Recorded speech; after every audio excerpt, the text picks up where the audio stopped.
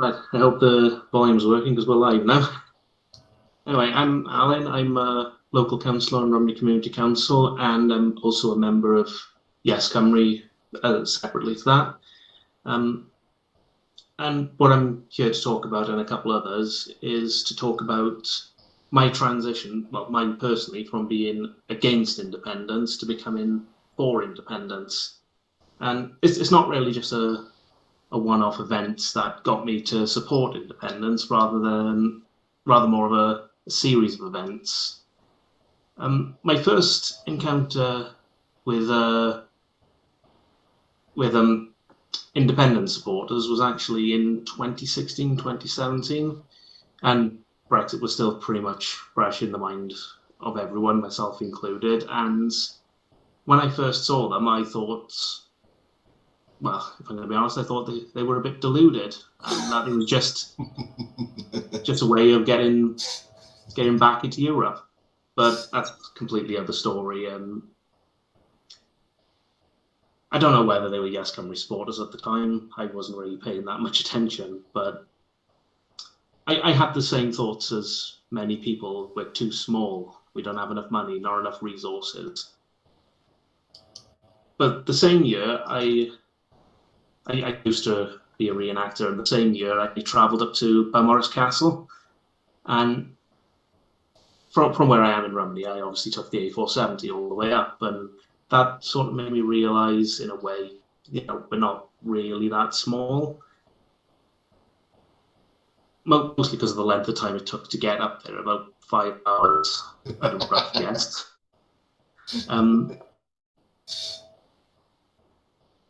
But it got me thinking of the type of road that I was on. It's an A road all the way up, but from Cardiff to Merthyr Tydfil we got a dual carriageway, and then through the Beacons and mid up to North Wales, it's mostly a single carriageway, and in some places it's just a country lane. And you think, what, for an A road, why is that? That's not the moment that made me strongly support independence, far from it. But I was thinking of other roads I've driven on, like the M6, going from south to north in England, roads in France and Belgium. I could go north to south, east to west, no problem at all. And it just makes you think a little bit about road investment. For the most part, that was it. It was just a passing thought and nothing else to it. 7 years ago, Scotland had their independence referendum, and at the time, I don't know whether I was in support of it or not. It was in my early 20s, living in Gloucester at the time. I didn't feel like it affected me. There were talks in the place I worked when it came on in the news. I used to work in a care home, and it was talks with the residents that got me thinking about that one. I won't go into too much detail about it. It's not something that I'd really feel comfortable talking too much about, but there were certain conversations which, for a moment, made me think, go on, Scotland, you can do it. And funnily enough, the next morning, not even before I got out of bed, pulled out my laptop, had a look on the news, and found that Scotland was still part of the UK, 55.3 to 44.7. Wasn't really upset, because, like I said, at the time, I didn't feel like it affected me. But it's one of those things that makes you think. And a few years later, there was another referendum pretty similar to that, the Catalonia independence referendum. And again, it's not something I was thinking too much about at the time. When was that now? It was 2017. But, well, I'd actually been to the Catalonia region when on a family holiday years and years ago, when I saw the Catalonian flags going down the streets of Barcelona, and didn't know what they were at the time. I was probably about 14 or 15. And it was when I visited the the grounds of FC Barcelona. I noticed in the crest, the top right corner, has the red and yellow stripes, and I thought the Catalonian flags were just something to do with that. Obviously, I know better now. But I'm not going to go into too much detail about that. But it was a bit ruthless, the response from Spain after they voted yes to their independence referendum. And cut a long story short, it got me thinking, could Westminster do that to us if we had a referendum?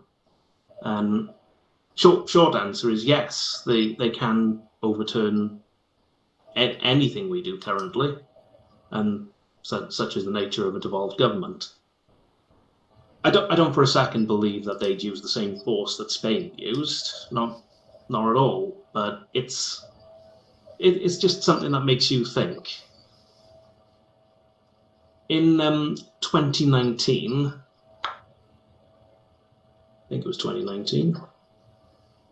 I've got it all written down here. Yeah, 14th of May 2019. There was a March for Independence in Cardiff. And I remember seeing in the newspapers, well, it was either Wales Online or ITV News, that there was going to be a march in Cardiff. And again, I was one of those people who thought it was only going to be about 10 people turning up. And you can imagine my shock the next morning when I read that 3,000 people turned up. And that's what got the cogs turning for me. It's like, why do so many people want it? Why do so many people support it?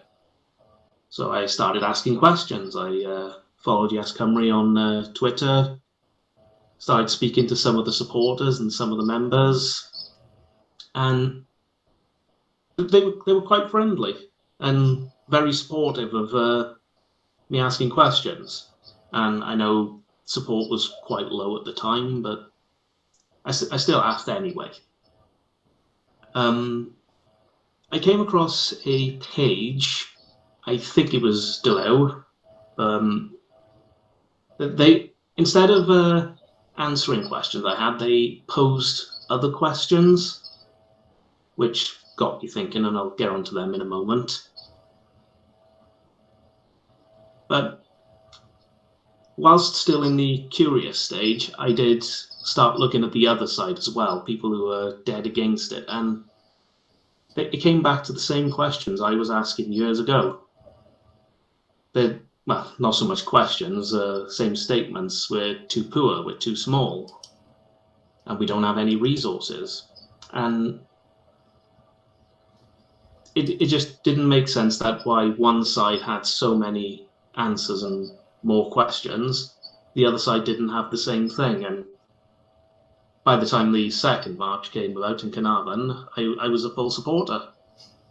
So it just goes to show the power of the marches, really, and asking questions. And I want to end my little section by asking the same questions that were asked me. Why don't we have any resources? Where did they go? Did someone profit off them? Who were the people that told us we were too small? Who were the people that told us we were too poor? And why, as part of the 6th largest economy in the world, are we so poor? And finally, most importantly, why not?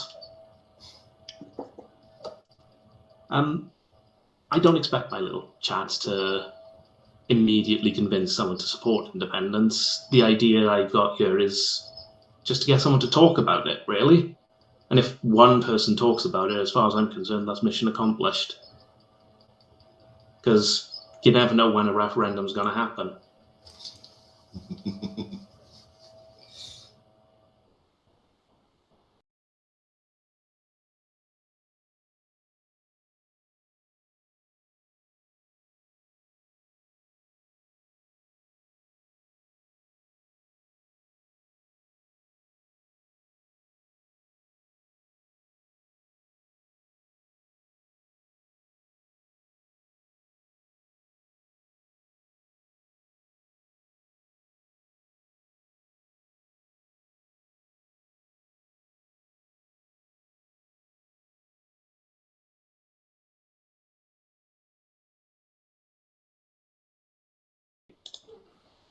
Yeah. So I moved to Cymru in 2012 in September to do my master's course. The plan wasn't to stay here after I finished. The plan was to leave, pursue further studies. But as luck would have it, I met my husband, who's a Welshman, and yeah, fell in love, got married. We had a little girl, and it's around that time. She was born in 2014, and it was around that time that just before she was born, that we were going down to Cardiff or something, or you know, when because I'm quite like sort of climate minded as well. So I was getting really annoyed that if I've got to go to work from where I live to Bangor where I work, then I've got to like drive a car. Why can't I take a train? It's really stupid that, you know, something like Bangor is not connected to the other sort of villages and towns nearby. Like there's no train between Carnarvon and Bangor. It's just, it doesn't make sense to me. So it was one of those things that when we were going down to Cardiff once, and after I was also pregnant at the time, so it didn't help with all the horrible turns and horrible twisty windy roads that I had to like stop so many times just for my stomach to be able to keep up with anything. And I got frustrated by the time the turns and twists ended, and I asked my husband, I said, this is just stupid. Why isn't there like a proper train link you know, going down to Cardiff? Why is there this road that's just, it doesn't make any sense. The biggest connection to the north and the south of country is this windy twisty road. It does not make any sense. And then we got into sort of talking about, obviously I got really ranty then, and I just kind of went like, yeah, and there's no trains between like where we live and Bangor, why is that, and all of that. My husband started telling me that actually there used to be, but with the Tory cuts, a lot of the train network of well, across Cymru actually was shut down. And I think it was then kind of when things started to, you know, when the clock started to turn, because at the time sort of the referendum for Scotland was gaining momentum as well. And I had asked my husband that why don't Wales do the same? Because this is just stupid. How can a country, you know, a first world country, a first world nation, however you want to say it, has connectivity that is poorer than some of the third world nations? That doesn't make sense. And he was like, well, you know, hopefully it will happen soon, but I don't see that happening till at least Wales is independent. And I asked him, so why aren't Wales going for an independence referendum? And he said, I'm sure that, you know, within our lifetimes we'll see an independent Wales. And I think it was then kind of just having that conversation with him, because he's like a fierce like Welshman. He's really believes in the country. He's quite proud of his country and everything. So I think I started doing some research, and I think it was just more and more I heard about it. It just felt that everything about the way things are in Cymru and the way things are between Cymru and Westminster, it just didn't feel right. It just felt, you know, for a rich country, we were made to feel really poor. For a country that's got loads of talent, we were made to feel inadequate. For a country that's big enough, I'd say, we were made to feel like, you know, it was constant sort of, it just felt like that anytime we were sort of doing anything, we were basically told, you're not going to win, you're going to fail. And it's that sort of idea which just doesn't sit well with me. If you look at the transport links, how many countries do you know that are better connected to their neighbours than they're actually connected between themselves? Not many. But the thing is, the transport in Wales, as it happens, is just purely extractive. How does it make sense that the water from this country is being taken by private companies in other country and being sold for a profit, which Wales get none of. We hold 15% of tidal energy of all of Europe, and we are still being told we don't have any resources. We've got loads of wind energy. Actually, electricity that is taken from Wales is actually sold at a higher price to most Welsh regions. How does that make sense? And the more I kind of heard about it, the more it just felt like this is something that's not sustainable, and this cannot last long. Obviously, then I started with YesRhymni, or joined YesRhymni in July, I think July last year, and started to see more, read more, become more aware, and it's just that gradual sort of sense of that this does not feel right and this cannot continue, was kind of where I sort of became more and more supportive of YesRhymni, and more and more supportive of sort of Welsh independence. And yeah, that's roughly kind of where my journey is at the moment as well, because from everything that I've seen, I think there are issues which people try to inflate and conflate to sort of deter people from joining the movement. And the thing is, this is honestly something which I find almost comically sinister. I'd say that unionists constantly keep saying, oh yeah, we're stronger together, one nation, and oh yes, all of this. And then how many people do you know who care for each other, tell the other person, oh, you're too poor, you're too stupid, you're not going to amount to anything without me? That's, to be honest, that's the sort of thing that in my line of work, I hear quite a few of my counseling clients bringing to sessions when they've been in abusive relationships. So that does not sit well with me, and I just don't see how it's not a matter of, because this is the thing, oh, it's not that you've got to get independence, you've just got to change the government. I'm sorry, but how many times has Wales ever voted Tory? However, how many times have we ended up with Tory government in Westminster? All the time. I'm sorry, but this is not a relationship of equals. It just isn't. They can wrap it up as much as they want to and make it look shiny, but unfortunately, inside that shiny gift is just a bunch of rocks, and that's it. There's no respect. There's never been respect, and there won't be respect. This is not how a union of respectful individuals and respectful countries and a respectful partnership works. So yeah, that's why I support independence.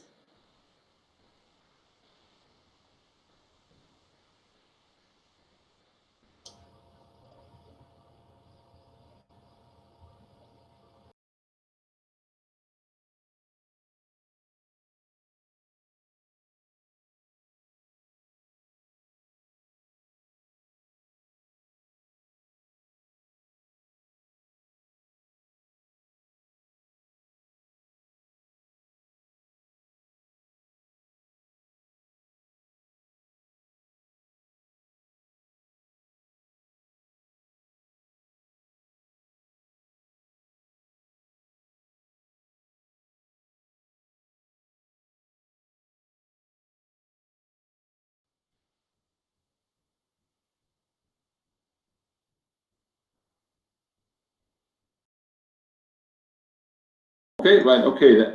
Well, I'm a slightly different in journey to yourself and to Nikki, really, because I've always been a nationalist in that, because I remember my Uncle Peter back in the day, 1979, campaigning for the first referendum and coming to my house and being frustrated and sitting there with my mum and dad and just discussing how frustrating it was on the door, the negativity, and of course the result reflected that.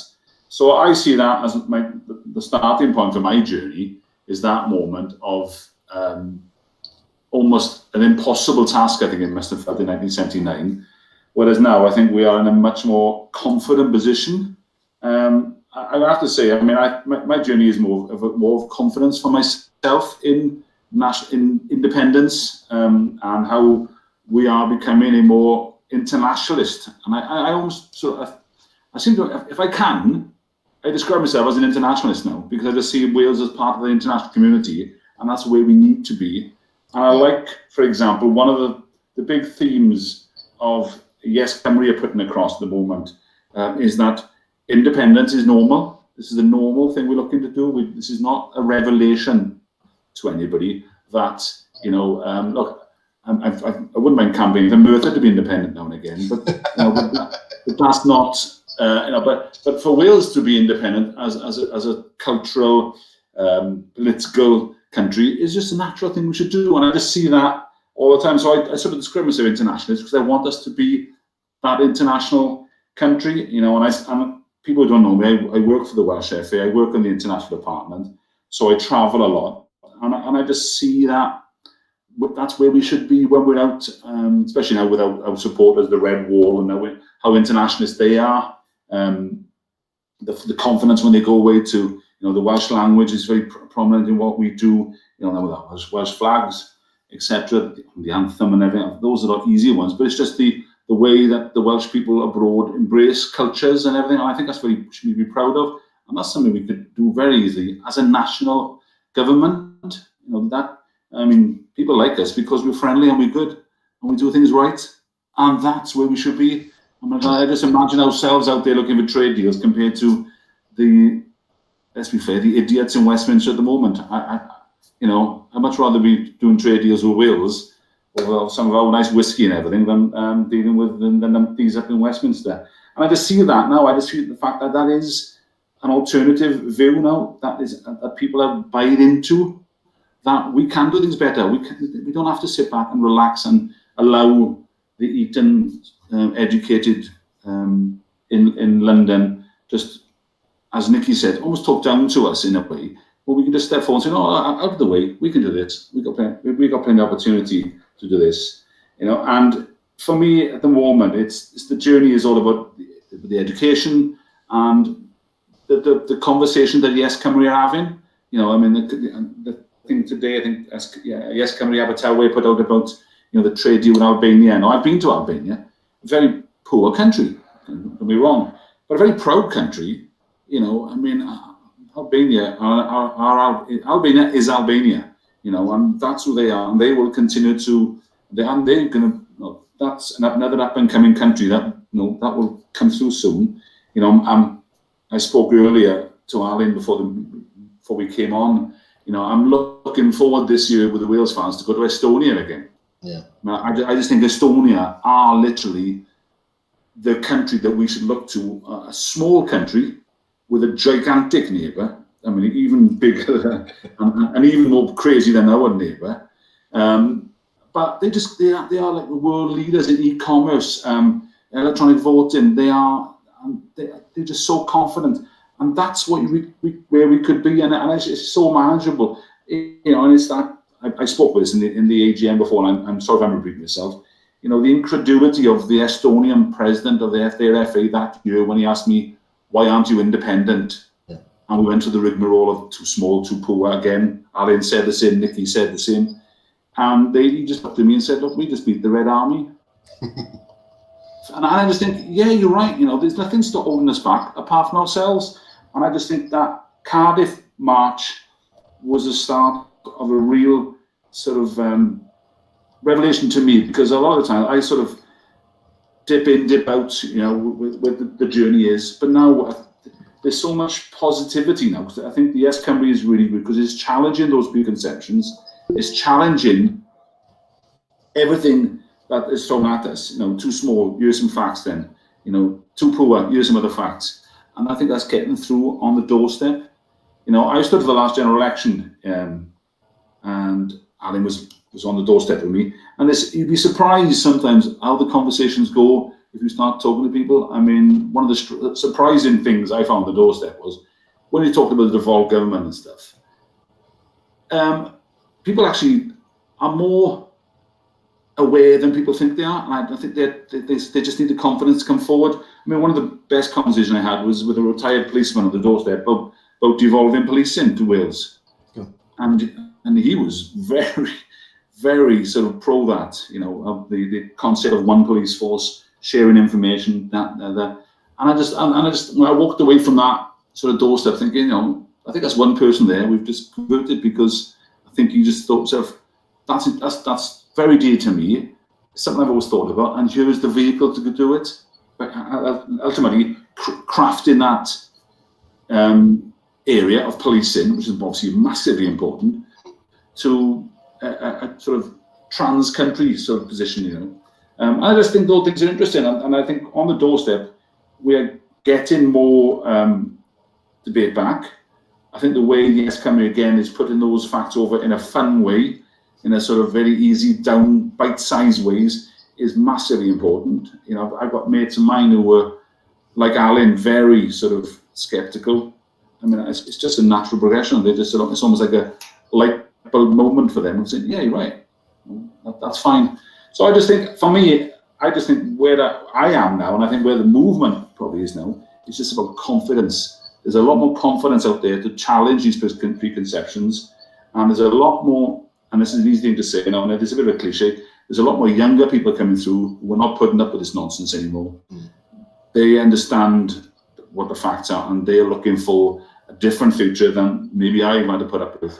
And I just think that's a big thing for ourselves, you know, and at the moment, I'm very excited where we are. I really am very excited where we are. And I think it's going to be, I think it's going to happen very quickly, by the way, to be honest with you. I think it'll happen very quickly, because I think even to be fair, on bits and pieces like the lockdown and stuff, I think that's also proved that, you know, we can do it ourselves. You know, we've made mistakes, of course, things like that. But there's no reason, just because we live in the furthest western part of Great Britain, we can't do anything, and then anybody else can do. The confidence is there to do it, and I just see the way we are now. My journey is basically a different journey now, because I actually am much more engaged, much more excited, because it's an exciting time to challenge the current status of where we are. So I'm looking forward to the future.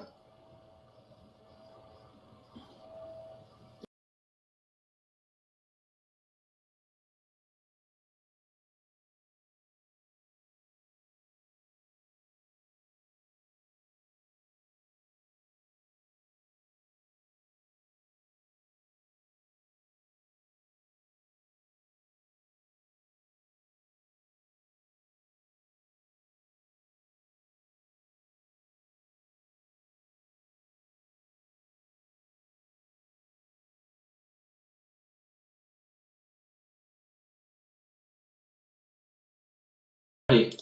Yeah.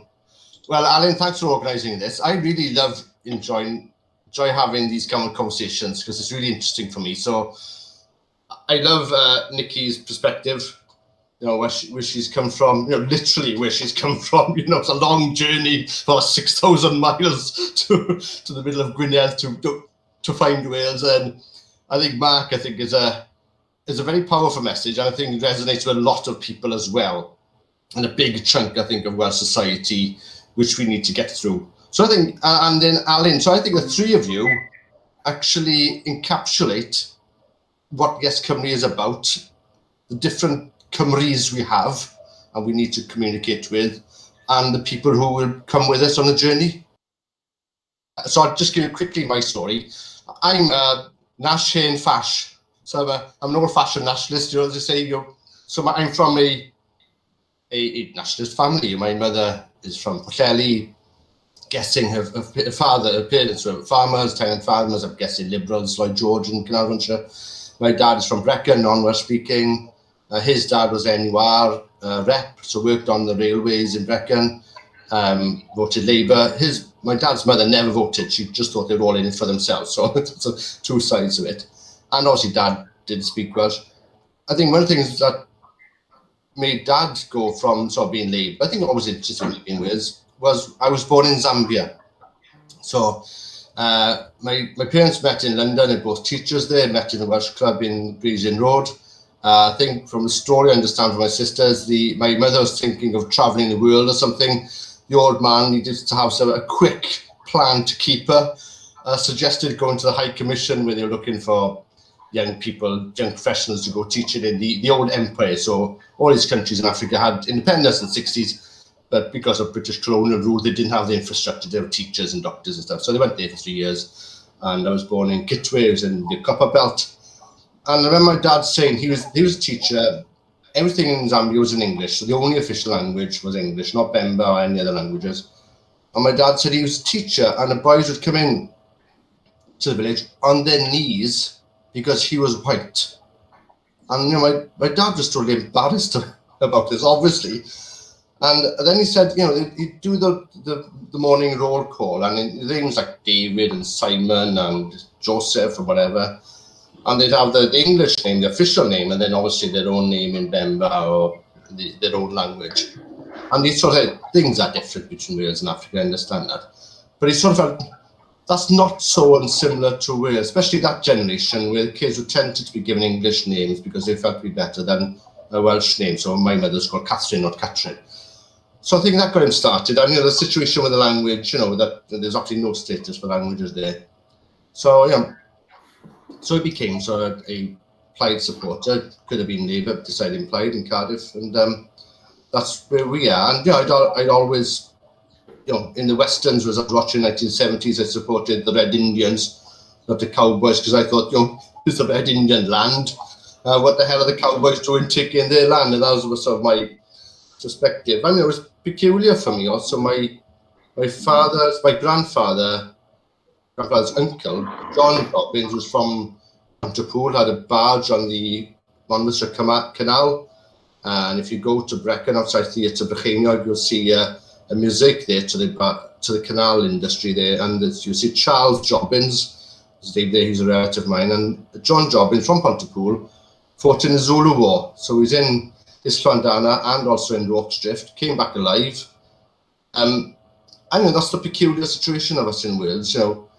What the hell was a Welshman doing, essentially killing Zulus in Zululand, where we should have been, and then came back? And, that's the dichotomy of where we are in Wales. And I think he shouldn't have been there in the first place. And that's where we are. So I always thought that Wales should be a nation. I think if we would have been a nation with all those resources flowing out of Merthyr, which is a vibrant place in the 19th century, so many interesting people going on this, and in the 20th century. And all we've got really is a few acres in the middle of Cardiff with civic centres, with the National Museum, the Welsh Office, those nice buildings. And that's just about all we've got to show from all that coal, all that steel. It just all flowed out. And it just really makes me angry, because I go to London. I love London. I could quite happily live in London. But when I see the big, fantastic Portland stone buildings there, I'm thinking, this is rich because we are poor. So the money has flown out, and we've allowed it to happen. In 2015 or whatever, I went out to Catalonia they had like a mock referendum to begin with, and I was there as a sort of, I'd been invited there to see how the process was, and I know Catalan nationalists as well. And we met up in a building, the Artemitium or something. It's like basically the Catalan national movement, the industrialists in Catalonia, had given money to build essentially their own library and a club, if you like, to discuss ideas and education. So because they were essentially nationalist and they didn't trust Madrid and Spain, they kept the money as much as they could in Barcelona. So one reason Barcelona is such a more beautiful city than Cardiff is because the Catalan business people didn't want to give money to Madrid. Whereas in Wales, the theory was to give it all out to London and to bind Wales into London. That shows the weakness of the national movement in Wales in the 19th and 20th century. And so I always thought we needed to be independent. I always thought Wales is a nation. Why the hell aren't we independent like other countries? And we can be. And in my formative years, I was in the university in 1986, 89. And I had a poster in my first year in university in 86 in Aberystwyth. of the map of Europe of the sort of nations and languages. It's produced by a Catalan body called CMN, if that's the way it's pronounced, who basically had a map of Europe. But I said, you had the Welsh language here, and and then you had Catalan, obviously, and Basque. And I sort of knew about them. And then you had Eastern Europe, which is something you never saw in 1980. So the maps of Europe you tend to see in 1980, certainly in Britain, was Western Europe, and then East would be like a blank. It was literally like these old maps of the world from the Middle Ages, where you had some tracing maybe of North America, but no idea what is inside, or maybe a tracing of a part of Australia, but no actual idea what inside. So you'd have these maps of Europe with France and West Germany and Italy and stuff, but then you'd have like a border, the wall, and nothing there. Well, this map had Eastern Europe as well. And of course, we knew about Czechoslovakia and Yugoslavia, and we knew about the USSR, and I sort of knew that the USSR was an empire. So I had an idea that there were Estonians and stuff there, and Ukrainians, but wasn't quite sure. But this map actually showed Estonia and Latvia and Lithuania and Slovakia and Slovenia, and I'd never seen that before. And this was like a bonkers map in 1986, because no one thought like this. No one expected the USSR to collapse. And Mark is right here, I think. By the end of that, my course in university in '89, the Latvians and Estonians and were talking about independence. In fact, they'd already declared independence unilaterally. And within 3 years of that, or 2 years, the USSR had collapsed. Now, I did international politics in the first year in university, and there's absolutely no idea at the time that the USSR would collapse. It just wasn't on the radar. But that changed because of the force of people.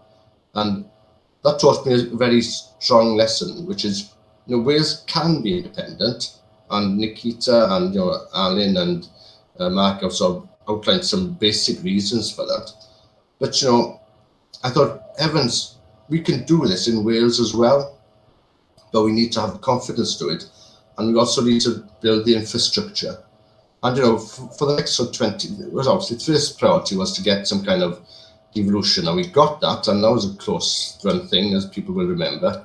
But then when that happened, we needed to go a stage further. And beginning of this century, I had 3 kids, and I was busy with that. And I realized today, because I had one of these Facebook things, that 10 years ago to today, I had the launch of this book, and I'm put it on the chat now, which is the phenomenon of Welshness. How many aircraft carriers would an independent Wales have? And in that book, I was trying to work out and answer some of these kind of questions. And it also gives some kind of idea of Welsh society and history and stuff like that. And after writing that book, I also started a St David's Day parade in Aberystwyth, because there was one in Cardiff, which is very good.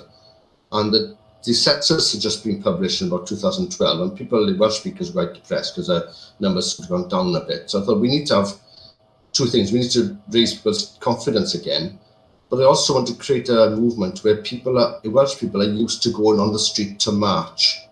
Because if we are going to get something like Catalonia, Catalonia and also the Baltic states, Welsh people need to get out to the marching on the streets. So I started the St Day parade in Aberystwyth in 2013. So Welsh people got used to the process of going on streets, colourful, with flags, making a noise and music. And that was a very important lesson, because when we started YesRhymni in 2015 and officially 2016, we had people then who were ready to do the things which the Baltic states have done, which the Catalans have done. And it's the only way we can become a nation. Our people, we're not going to get it. We're not going to get no friends from international. We get no friends from the media. We get no friends from the British state. We're going to have to do this by ourselves, like the Balts, the Estonians have done. And it's going to be a mass movement. I know that's the lesson I learned, and that's what we're trying to do. So yes, I've always been a supporter of independence. For me, that's the normal thing to do. Why wouldn't you want Wales to be independent? Westminster is a con. And we started saying that in 2016, and some of our members said, "Oh, that's a bit strong, Sean. That's a bit sort of anti-intellectual, almost even Trumpy." And I sort of shied away then. But then last year, especially with COVID, Westminster is a con. We've seen the billions, literally billions of pounds given to Tory party supporters. And can you tell me that the Welsh government, whoever would be in government in Wales, wouldn't do a better job? And I think also the lesson also from Catalonia for me is, I think within that we'd have the government we also vote for, but any type of government in Wales, I think, would be a better government, because even if it was on right of centre, they were subversive and a subaltern decision just to give everything to Westminster because you can get a job and you can be a lord, you can OB or something like that, the system which works. So any kind of government in Wales would make sure that we strengthen the Welsh economy. And again, the other big thing for me, but in the 1980s, there was a miners' strike. I lived in Cardiff, so it didn't impact that much. We remember collecting food outside Asda's in Corriton to support mining farms. And of course, I don't think there would be any mines, if any coal mines left in Wales today, but there's no way that an independent would have just shut down those mines without a proper plan. That confirmed to me that an independent Wales, even going to a big change, like change from coal to more renewable energy, would have been unable to just shut things down and just basically put a park in Ebble Vale. That's basically what we've got left from them. So I mean, any government in Wales would be a better government than Westminster. So that's why. So I think Wales as a nation, why the hell aren't we independent? Especially after all these small independent countries, Eastern Europe have shown it. Albania, GDP of Wales is 75 billion a year. Albania is 15, and our population is basically the same. Estonia, again, Wales is almost 3 times the population of Estonia now, but we have a bigger GDP. They were talking on the film released today, which I'll click now as well, that sometime they'll have a GDP similar to Spain. Wales' GDP today is already higher than Spain. So we're starting from a much stronger position than the Estonians and people were, and they did it, and we can do it as well. So that's basically where I'm from, Alan. I could talk for more, but I won't.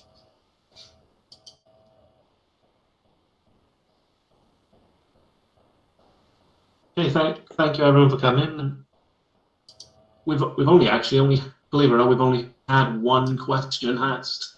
Prydyn ni mynd yn ddiod when going for a drink. I think we say as soon as COVID's over. Yeah. Well, I mean, that is important because I think the 3 institutions which I love. I love the National Library of Wales, where I was fortunate to work for 10 years, which I just think is an absolutely fantastic institution in Wales and the way it works. I love the FAW. I'm not just saying that because Mark Evans is in the room. I just think the way the FAW was just worked. I remember going and watching football in Wales back in the 1980s, and I remember reading the archive of the FAW when I was writing a book about the history of the Welsh flag. I was trying to find out maybe when the first time the FAW, there would be something in mind to buy, spend £10 to buy a Welsh flag to fly in the Wales-Scotland match or something like that. So I was trying to find some kind of reference to again the minutes, but I couldn't find anything. But the FAW was always quite a British kind of movement, was it? Institution. It was quite a peculiar place where they were anything less the English FA in it. They didn't play an international match with international country, France, about 1939. About 40 years after France actually started playing football and stuff. And it's quite a peculiar Anglophile institution. But now it's just embraced Welsh identity in all its complexity. I love the FW, and the way they work with people, the respect they have for Welsh language, the respect for Welsh culture, the way they try and bring people with them. And I think the FAW, in a way, is a template for what I want YesRhymni to be and for Wales to be then. They're bringing people together. We understand the complexes. We understand that people are coming from different places. We understand, that some people have got fears, and together, I think it's absolutely brilliant the way they've done that. And with YesRhymni, I love the way, despite the falling out, despite the nonsense which Nikki has put up with, not from YesRhymni members, I hope, but we're creating something which I hope is bringing hope to people's lives and happiness and bringing people together. And I was in Carnarvon, and I was talking to people who'd never been to Carnarvon before, which is a fantastic town. And they'd taken a weekend off, and they'd stayed there, and they visited, and they'd gone around the place. And same with Merthyr, I was talking to people in Merthyr Rally who'd never been to Merthyr. They were from Cardiff, Mark. Yeah, you know, but you know, people who had never been to Merthyr, even people quite close, and they really enjoyed it. You know, I remember I was courting with a Merthyr girl from a Hale girl back in 1985, and it's changed a bit since then. Yeah, absolutely. And, you know, and this is a great thing. We're bringing people together, so people are not only supporting independence, but I think they're learning more about Wales and the different Waleses. So they're hearing Welsh spoken naturally. They're meeting people from sort of Cwmbran and Cardiff, and they're meeting people like Nikki, who's on board, you know, which is like, for a lot of people, something they didn't expect. They're meeting English people who support independence. They're meeting people from different parts who support independence. So we're creating so big and beautiful and versatile that the British state won't be able to knock down with a hammer, because we're popping up everywhere. I know that's what we need to keep doing, because I think you're right, Mark. I think after May, depends what happens in Scotland, things could move very, very quickly. You know, I don't know. I can't see the future, but it could, and we need to be ready for that. And I don't think we also have the luxury of time either. But we need to be ready for it. And now people need to be starting asking these questions and get the answers as well. Do you know what though, Sean, I must say, when I had all this last week, right, one of the things that it did remind me of, and we've been taught about this honestly, over and over in our history books in India, is that tactic of divide and rule that the empire actually played. And actually they caused quite a bit of discord between. So the civil war that we actually had was actually thanks to the British Empire, which claimed hundreds of thousands of lives. And I think in a weird way, I know whilst the intent was, so I don't say anything and I don't encourage people to join or whatever, but I think if anything, all of that has just spurred me on more, because it just reminded me so much of that divide and rule. And I'm like, I've known about this. My grandparents have talked to me about this. I am not standing for this, and this is not going to be something that divides us. So it's kind of backfired for them a little bit. Yeah, good. And you know, it's difficult. No one would blame you, Nikita, if you decided, look, I'm going to take some time off, because it is stressful. Yeah. And it must hurt, and you've got other things, you've got kids, stuff to look after. So, I mean, but you're right, that the people want to shut things down, and they want it to be basically people like Sean Jobbins talking independence. Yeah. They can live with that. Well, the surname maybe upsets them, but they basically just want sort of a Welsh-speaking bloke to be independent. They don't want the Mark Evanses of the world, they don't want the Alan Davises of the world, they don't want the Nika Jones of the world. They just want like people like me. I know I don't want that, because there's no future to it. Yeah, what I would say in that though, I think the strength at the moment is the fact of all the small YesRhymni sort of groups everywhere. Yeah. Because now there is a family. I think Wales is a nation of villages basically. We all know each other, and I think, you know, a long time, maybe in the 70s, maybe the 80s, probably in the 90s as well.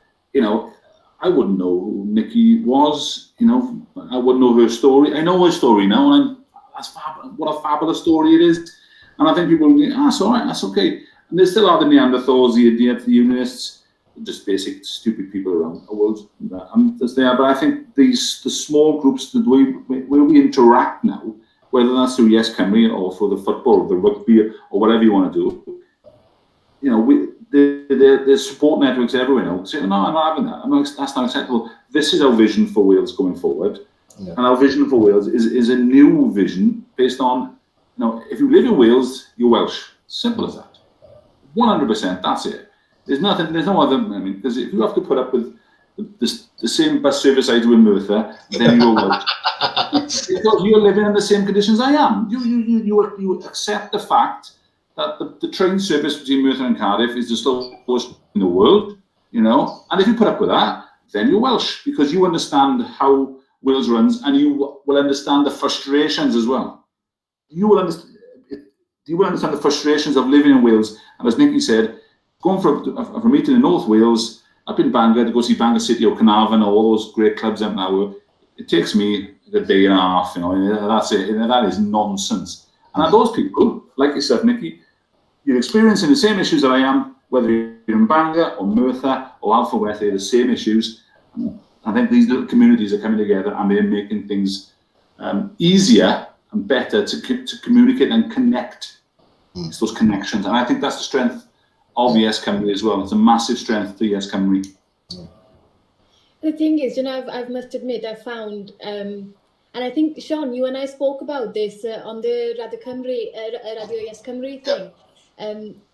YesChymni, it's a happy movement, isn't it? Every time I think of it, I smile. It just, every time we think of different things that we do, I smile. I don't, and some of that tongue-in-cheek humor as well, I absolutely love that. But it never feels like a grim movement, It's a revolution, but it's not grim. And I think I quite like that about it. I think this is kind of helping people to get behind it, because it's almost like all the struggles that we all face, you can get together and be like a little bit ranty about it. And then, just kind of be like, but you know what? We all face this. I think we need to do something about this, and we should just get out of here. But I think, but I mean, that's part of the, I wouldn't say strategy, because nothing is organized at that, but people, if people, I think there's something, they say that dogs can smell cancer, don't they? So I don't know if that's true or not. But I think people can also smell rotting flesh. People can all smell something which is dying, So if a movement is sort of nasty and depressing, people don't turn up after a while, and, because it just makes them depressed and nasty. And after a while, that may work for them for a while, because they can get a lot of anger out of it. But after a while, it just brings them down, and they go and they start to walk away. And I do this with people. If people sort of depress me, I find myself avoiding them. Yeah. And if a movement is like that, and that could be quite easy in Wales, because things are bloody tough, But we have to then, I'm not being so happy, crappy, and totally bloody naive and stuff. You treat people as adults. But if we can bring a happier message, I think people will listen to us. And people also, when boys chat up girls who smile. So if girls smile, they don't chat up girls who don't smile, because they think the girl isn't happy. So I'm sure the same is true for gay men chat up, or women chat up. So you go to someone who smiles naturally, and if a movement is smiling, then people feel less embarrassed to ask them, and they feel that someone's going to point to them wrong. So if YesChymni is a smiling movement by and large, then people feel they don't feel they're going to offend anyone. They don't feel they're going to be at a disadvantage to ask those questions, as Alan did. Yeah. I know they might agree with everything, but they haven't lost faith, have they? They haven't lost face, rather. So I think that's important with the tenure of and the tone of the argument, and our membership, and the people maybe watching this, keep that in mind. Try not to be pointy finger, and try to understand that people very often may be aggressive with us, but part of the reason is because identity is important to people. So I mean, if they feel that we are insulting their identity, or they may have perceived that, then they can become defensive and aggressive. So that's why we have to be on a positive note. Right, I was spoken too much, Alan, as I always do. No, that's fine. But That's quite a comprehensive way of answering when are we going for a drink. Yeah. I think I just want to thank everyone for coming along. It's been fascinating hearing everyone's stories, and hopefully we've got a couple more conversations started today. And thank you, Alan, for all your work. No problem. Thanks, Alan. Boys. Ta-ra. Bye.